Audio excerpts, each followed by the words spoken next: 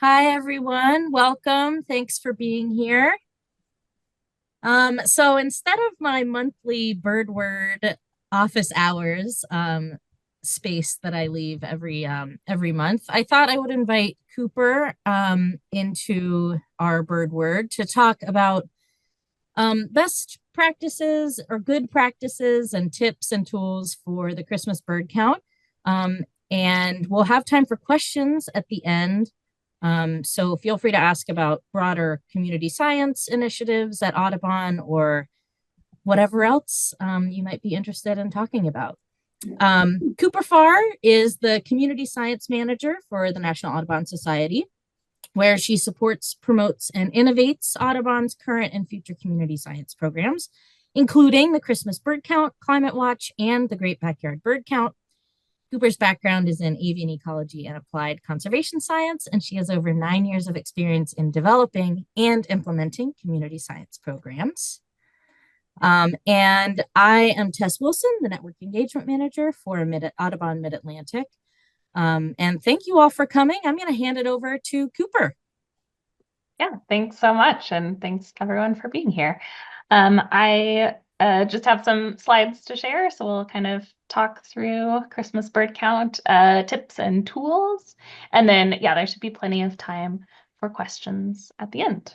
So let me get this going for everyone. See the slide? Perfect. Yep. Awesome. Okay, here we go. Yeah, so yes, I'm happy to be here to talk with you all about the Christmas bird count. So thanks for the introduction, Tess. Yeah, I wanted to introduce myself to all of you and then also the core members of National Audubon's community science team, which is part of our national science team. So yes, I'm Cooper. I'm the community science manager here at Audubon. I'm relatively new here. I just started my position at the end of May of this year. And I'm currently living in Fort Collins, Colorado, and recently moved here from Salt Lake City. Also on the team is Dr. Brooke Bateman, who is the Senior Director of Climate and Community Science. And then we are also in the process of hiring a Director of Community Science. We're hoping that that person will start in the next month or so. Some of you may have been familiar with Jeff LeBaron, who was the director of the Christmas bird count. He worked on the program since 1987, which is very impressive, and he retired this year. So we're kind of restructuring the team a little bit in that we don't have, just one person working on one program.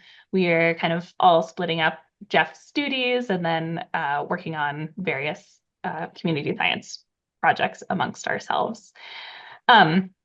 We also have, members of the quantitative team and communications folks and GIS folks and all sorts of other people who are also working on these programs, but this is kind of the core team. And yeah, so my colleagues and I, we work on three main community science programs for National Audubon. One is Climate Watch, which is a program that launched in 2016. It explores how North American birds are responding to climate change. And we can talk more about that later since I think there is interest. We also work on the Great Backyard Bird Count, which is a global bird count that happens during a 4-day event each February. We facilitate this program in partnership with Cornell Lab of Ornithology and Birds Canada. And then we also partner with Birds Canada on the Christmas bird count, which we're going to talk about today, which is, yes, a very historic and long-term project. So we'll get right into it. Yeah, so like, I don't know, many birders, many people who love birds, I've really enjoyed the Christmas bird count for a really long time. So when I was, first getting into birding, like, I don't know, maybe almost 20 years ago, like the Christmas bird count was the first thing that I reached out to my local chapter that I wanted to get involved in. So I'm very excited to be working on this program, professionally. I'm excited to be here to talk about it with you all today. So the general plan for the presentation is I'll spend a little time just doing an overview of the CBC, kind of its history, where we are now. I have lots of tips and resources for you all for having a successful CBC. And then I'll also spend a little bit of time talking about, data collection and how to, report data and access data from our database. So starting out with an overview of the program and with a little bit of history. So right around the turn of the 20th century, people were starting to become concerned about declining bird populations. And around that time, Frank Chapman, who was an ornithologist with the American Museum of Natural History, began publishing Bird Lore, which is kind of the precursor to what is now Audubon magazine. And so starting on Christmas Day in 1900, through Bird Lore, Frank Chapman proposed this alternative to the traditional Christmas side hunt, which was this idea where teams of hunters would go out on Christmas Day and they would basically shoot as many birds and other animals as possible and compete with other hunting teams. And so Frank said, instead of shooting the birds, let's just count the birds. And so that first count in 1900 was a success. There were 27 people who surveyed 25 different locations in the US and Canada. And they counted 18,500 birds representing 89 species. We have some information about this first count on the Audubon website, which is pretty fun to go through and go see where the first counts were and what birds they saw. So I would say go check that out for sure. And of course, the program has grown really impressively over the years. So as of the last count, we had 2,677 different Christmas bird count circles that were counted across 21 different countries and territories all across the Western Hemisphere. We regularly have, well over 60,000 participants. Last year's count, we had, over 408 million birds that were counted. That represented over 2,000 species. And with this really large and impressive, long-term data set, we have gained a huge amount of information about bird populations. So some of you might be familiar with the 3 billion birds study that was published in Science in 2019, basically where they documented population changes and in large part declines of over 500 bird species in the US and Canada. And Christmas bird count data was one of the major data sets that they used for this study. Yes, so we can get all sorts of information from this program. And to date, over 300 peer-reviewed articles have resulted from analyses done with Christmas bird count data. And government agencies, people who make decisions regularly use these data to make those decisions about birds. So I find it really amazing that, yeah, this really important data set has been collected by volunteers over all these years. So yeah, I appreciate all of you for your interest and support and, going out and doing the Christmas bird count each year. Okay, so moving on to some tips and some resources for how to have a successful Christmas bird count. Just to start out with some basics, even though you all might be familiar already, but the basic idea of this program is that people go out and survey a 15-mile diameter circle for all birds seen and heard, plus weather and effort data during one 24-hour period within December 14th through January 5th each year. And then all of the data within that circle are reported to a compiler who consolidate those data and then enter it into our online CBC database. And then we have regional editors that review and confirm all of the data. And so all of the resources for this program live on National Audubon's website. So if you type in christmasbirdcount.org, you'll be directed right to this page. There's like a picture of birders at the top, and then you can scroll down just a little to this dark blue section that I have screenshotted here. And then along the right side, those link buttons are basically all you need to learn all sorts of things about the Christmas bird count and get all sorts of tools that can help you with it. So yeah, I definitely encourage you to explore around the website if you haven't already. And then one thing that might be especially helpful is this bottom link for compiler resources. So yeah, so if you click on that link and you go to that page, we have a huge list of resources and frequently asked questions on this page. So everything from old webinars, instructional videos, especially instructional videos about things that might be confusing, like the data entry process. We have compiler manuals in both Spanish and English. We have contact information for regional editors. We have various policies about the program. So things like, can you use Merlin? Can you use, attractant noises? Sector drawing tool, which I'll talk about a little bit later, a link to the map of active circles, and then also information in a proposal form for if you want to propose a new circle or restart an old circle. So that is all on there and more. So definitely go check that out. Each year, we also produce a toolkit to help, spread the word about the Christmas bird count and help compilers and organizers recruit for their count. So we have press release templates, printable posters in English, Spanish, and French, and also social media graphics. These resources are usually available in November. And so we'll, post them on the website in that compiler resources section and also send them out when they are ready in November.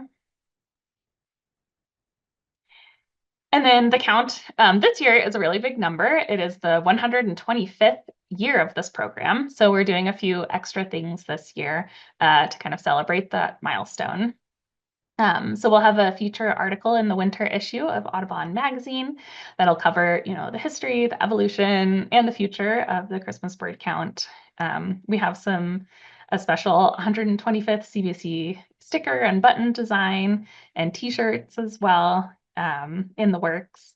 And then we'll also be doing some additional, digital marketing to our membership. So we'll have features about the 125th count in different, emails and newsletters that go out. So if you, have any questions or ideas or want suggestions on how to make this count really special because it's this big milestone count, please reach out to me and I can get you resources and also chat about options. All right, and so I'll just move into some tips for success. I think whether or not this is your first Christmas bird count or you've been doing it for like 50 years, it's always helpful to think about some tips for success.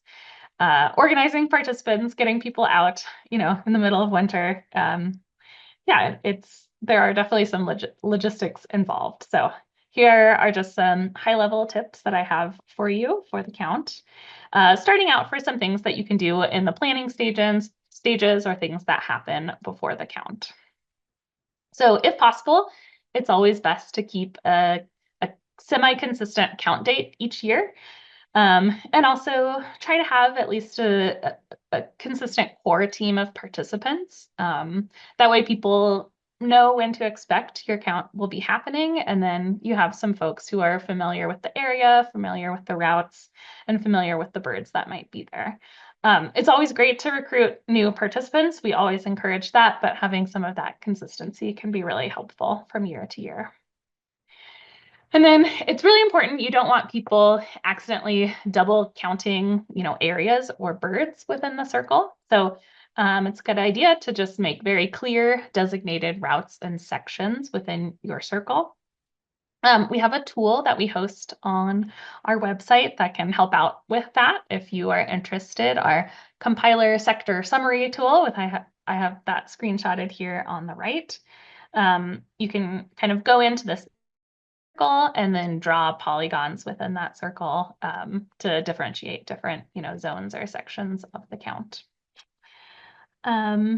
And it's always good to scout out your route beforehand. So you can kind of get an idea for where the birds are hanging out, but you can also figure out if you're going to have any issues navigating to any places and maybe make a plan B if you need to. And then finally, we are offering a new resource to chapters this year, which is the use of the Mobilize platform to help with organizing and then communicating with participants on the CBC. It's optional, but it's a tool that you could use if you are interested in. It's kind of like an event management type of tool. And so we'll be offering a webinar on November 15th with more information about the tool and how you might use it for CBC. So if you're interested, the information about that webinar will go out in one of the upcoming weekly chapter update emails. So join there if you are interested. All right, so moving on to some tips for the actual day of the count.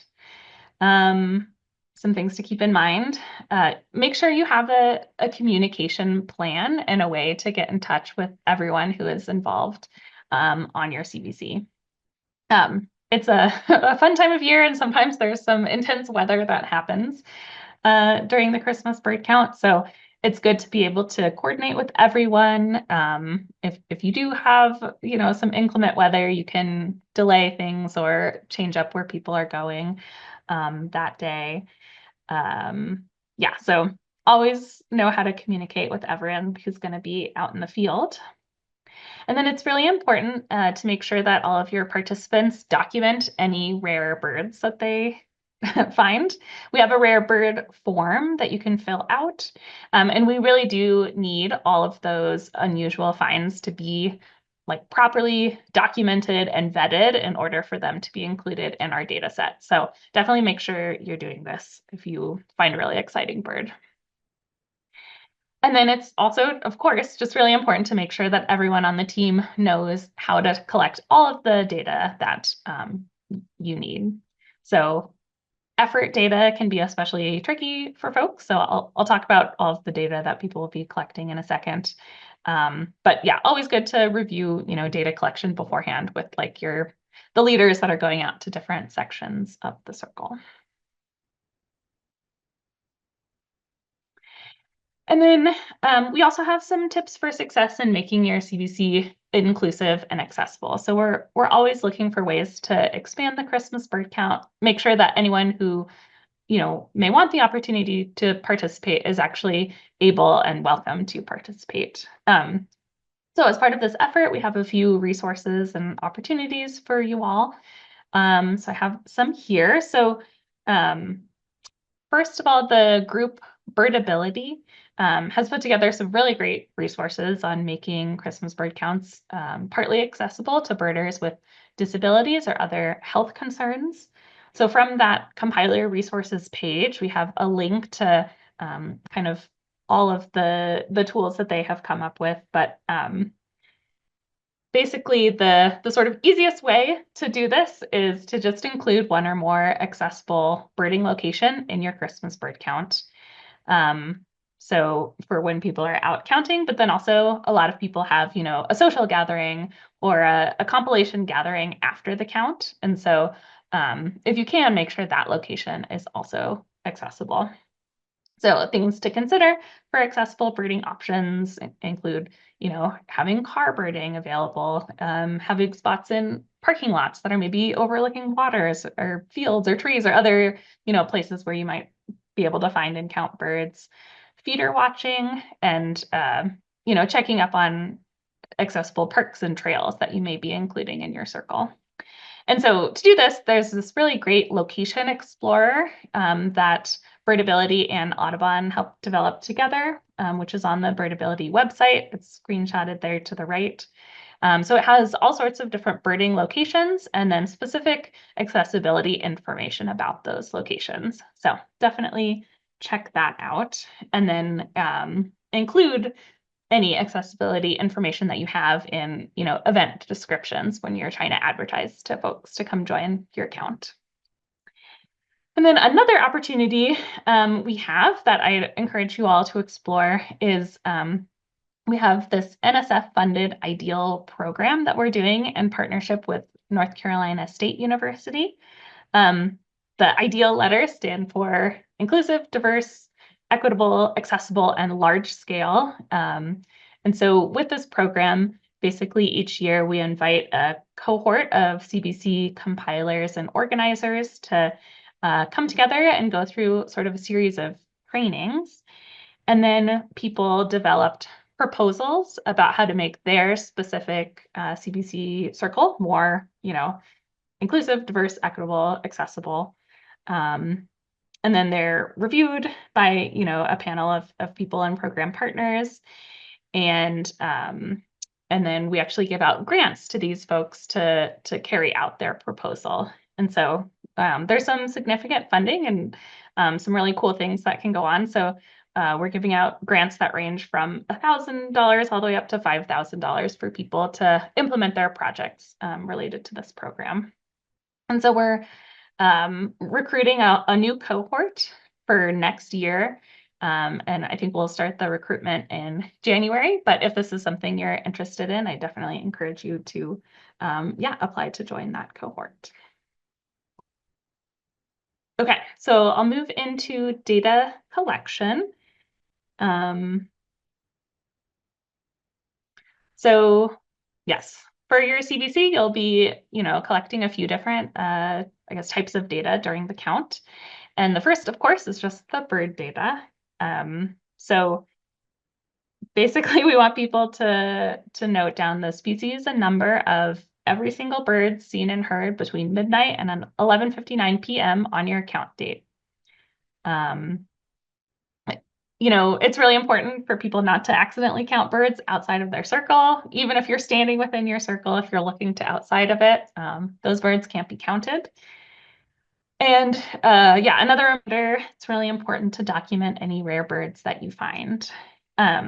We do allow playback or attractant noises as long as they're used judiciously and they don't affect the behavior of your target species in any significant way. And then we also do allow Merlin to support identification of different birds, but only if the bird is independently heard or seen and confirmed by the participants themselves. And then we do have some policies online that I mentioned before that kind of go over both of those things. You can kind of read up on the details of those.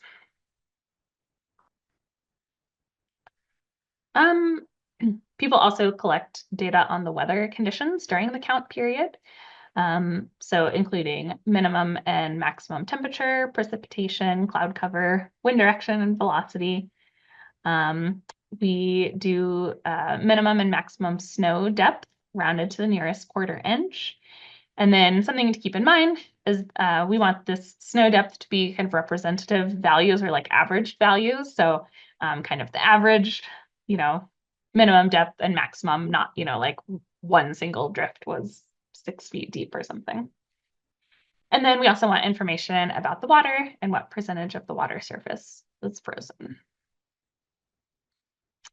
And then finally, you'll collect data on how many people spent time counting, how long they spent, and the area that they covered. So this effort data information is really critical for interpreting the bird data and the number of birds that are being reported, but it can be a little tricky for folks. So I have just another slide with a few more details about this. But basically, we want to know the number of people out in the field. We want to know the number of parties that those people were divided into, and then feeder watchers as well. We also want to know the distance that people covered and then the kind of method by which they covered that distance.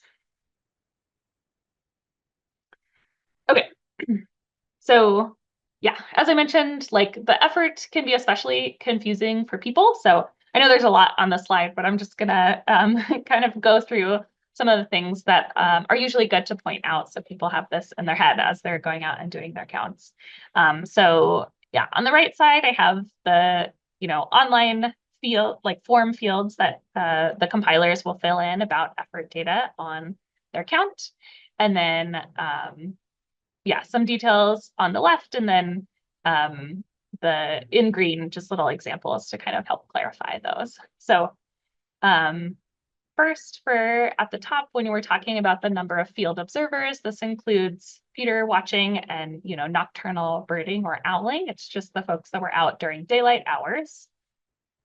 And same with maximum and minimum number of parties that are up there, just people, the parties that were out in the field during the daylight hours. Minimum and maximum number of parties can also be confusing if people are, splitting up and coming back together. But it's just, at any given time, what was the maximum number of parties and the minimum number of parties out in the field. So here's the example. You start the day with 10 birders and 3 parties. Later, 2 of those parties split into 2 parties each. And so you still have 10 total field observers. Your minimum number of parties was 3. So that's where you started the day and your minimum number, and then maximum would be 5. In that next section, we have party hours and distance. An important thing here is that this represents the effort of the party, not the effort of like each individual person. So if you had 3 individuals walking together in a party together 1 mile, you would just put 1 mile in there as the distance, not 3.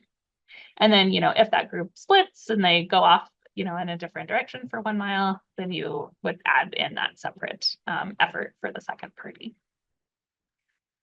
And then the hours at feeders for feeder watchers can also be a little confusing, but this is kind of specific to the feeder. So I have here an example of if there are 2 people, but they were both watching the same feeder. One watched from 8 to 9 and the other watched from 8:30 to 10. That would just be 2 hours of time at feeders because it's at that same feeder. But if these people were watching 2 separate feeders, then you just add those times together because it was 2 separate feeders. That would be 2.5 hours.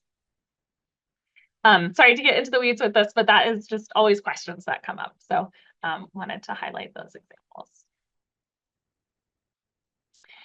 And then kind of lastly in this section, but I know it's very common for people to use eBird during their Christmas bird count. At this time, we don't have a way for our two like data entry platforms to kind of sync together. And so, I wanted to end the section with just some tips on how you can use eBird for your CBC in a way that's still compatible with the way that we need CBC data to be reported to Audubon. And eBird actually has this great resource that they produce with a lot of detailed information on this. I know that's a really long URL that I have on this slide, but if you just Google, eBird Christmas bird count, this is kind of the first article that comes up is this. And they just have a lot of great information and ideas about how to use eBird during your Christmas bird count. So just to pull out a few things, a few tips here. Always good to nominate, one single person as the recorder who will be creating the eBird checklists. Even though for the Christmas bird count data, we just want one single long list of, bird species and numbers for the whole day. You will still want to create, multiple eBird lists for your different locations so that, you're following eBird's kind of best practices in the way that they want their data to make it useful for their data set. But then you can go in afterwards and compile all of your eBird checklists for your Christmas bird count list. And so there's a great tool called Trip Reports that you can use to kind of combine all of those lists together. Another thing, it's really important to track your weather and your total party miles, that kind of effort data sort of separately or in addition to your eBird checklists, because depending on how you are doing those checklists, they could be a little different from what eBird might, spit out at you. So just make sure you're tracking that information like as it's supposed to be tracked as per the Christmas bird count protocol. And then it could be since if you are doing different checklists in different locations, so you might see the same individual bird, in multiple locations. And so you don't want to double count that in your Christmas bird count data. So just make sure to account for that and take out any of those duplicates if needed. Okay. And then this is my last section that I have for you all today, just about reporting data into our data entry portal. And then if you're interested, how to access some of those data and pull out information from our database. So, yeah, so if any of you have used the data entry platform that we have, you're probably aware it's a pretty old system. And we are very happy to announce that we are working on updating this data entry platform and database. So um, we, yeah, we're not going to see any changes by this upcoming 125th count. It's kind of an expensive and long process to rebuild all of this for this very large data set, but we're hopeful in the next few years we'll definitely see some improvements. So we did send out to all compilers a survey for folks to provide input about the way that they used our platform, ideas that they think might make it better. And so I would encourage you to fill that out because we are definitely using that information as we're thinking about a new platform. So if you got that and haven't filled it out, please do. And then if you do use our data entry platform and didn't happen to see that survey, you can reach out to me. I can send it to you. And then, yes, we know we have, a few bugs and issues with this system, including, frustrating basics like the taxonomy is outdated for the bird lists. So if you do have any, encounter any issues as you're trying to work within our systems that you can't figure out, please get in touch. cbcadmin@audubon.org is our team's email. And yeah, we can kind of help you get around some of those issues. So definitely reach out.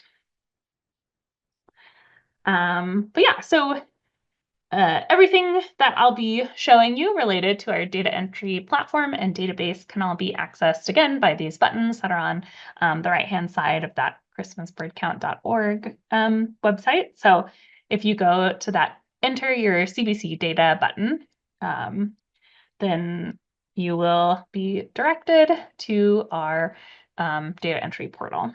So yeah, username is always your email address in full. And then if you ever forget your username or password, obviously you can just click on that forget my username and password link and you can reset it. The main thing that compilers should be thinking about at this time of year is just getting your count date set and in our system, and then updating any information you have about the count and how to get in touch if people want to join the count. So to do that, from the compiler menu, you click on count date, status, and information, and then you can put all of that information in there. And then one thing I wanted to note, we do have to download all of this information and then upload it in a batch into our online active circle map. So it's not instantaneous if you put in a count date. So give us a little bit of time to get that information updated if you're doing that. I think in October, it's maybe about once a week that happens. And then once it gets closer to the count date, it'll be Monday, Wednesday, and Friday that gets updated. And then, of course, after you do your Christmas bird count, you'll come back into the database and enter all of those data. So I have a screenshot here, but basically all of those data fields can just be accessed again from that compiler tab. Go through every section, make sure they're complete. And then once they are, there's a little count completed box in the upper header on the right side that you can click to kind of say that you have put in all of the information that you have for that section. And then once that is marked as completed, then it'll kind of be available for the public to be able to access. So make sure everything is correct before you click that, but that'll allow people to be able to see that, and then your regional editor also to be able to start reviewing the count for the season. And then you also may be interested in accessing some of the Christmas bird count data, either the current data or what has been counted in the past. And so we have a couple different ways for folks to be able to go look up and find out information that's been collected through the Christmas bird count. So first, if you again go to those little buttons on christmasbirdcount.org, there's something called Access Count Results. If you click that link, you'll be taken over to this interface where you can either look at the current year information once it's there, or historical data and you can kind of look through historical data by your actual individual location or circle, and see what's been counted there in the past. Or if you're interested in just, one species, you can look at that species and look for information, counts of that species across the Christmas bird count. We also have trend information available for a number of different species. So if you click the See 100 Years of Data button, you'll be taken over to our Christmas bird count trend viewer. And you can select different species, different geographies and time periods, and look at population trends that have actually been calculated from Christmas bird count data over time. So that is, can be super interesting. I definitely encourage you all to check it out if you haven't already.